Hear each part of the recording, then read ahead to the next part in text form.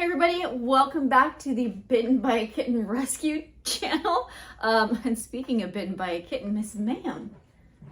Yeah, she gives love bites. Anyway, for those of you who are new to this channel, my name is Jamie. I'm the director of Bitten by a Kitten Rescue, and this is Sayla. She's a permanent rescue here, right?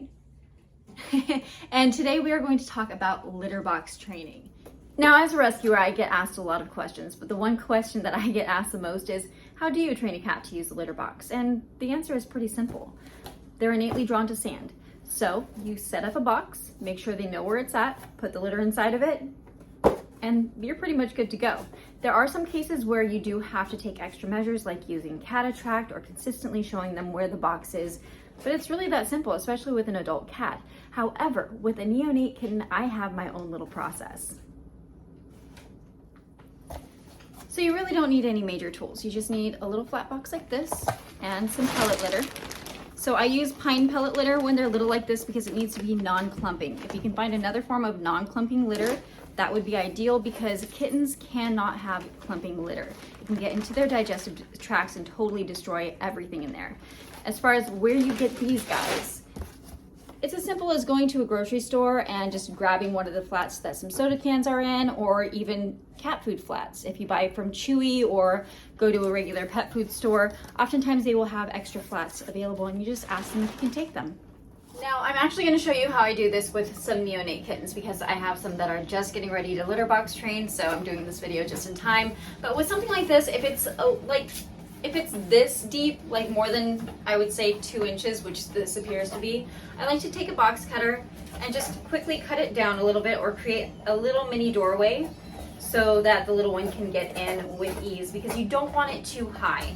They are, of course, learning, and if they have little tiny legs, if they have to jump over anything before they use the restroom, usually they'll miss.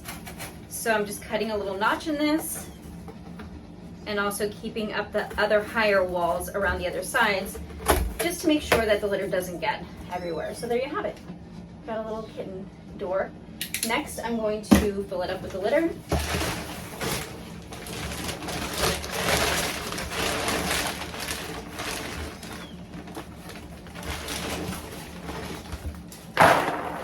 And again, I really like using the pine pellet litter. Going to a hardware store, contrary to popular belief, and buying the Lenetics or the kind of pine pellets that you use in a wood stove is actually toxic. The ones that are used for cats are processed in a way to where they are not toxic for cats. So if you're going to buy them, I highly recommend that you get pet grade pellets and not fire grade pellets. That, and these guys smell a lot better too. The ones that you get at a hardware store, I used to use them until I realized that they were actually toxic, and the smell was just horrid. It was gross. So you definitely want to have enough litter in here so that it can cover up their business. We got it all set up. Now it's time to grab the kitten. Now everybody meet Carnelian.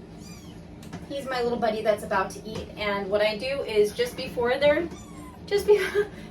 eat, I still stimulate them. So as they're growing, I do this too. I will put them over a box so that they're already prepared to eventually use the bathroom over the box.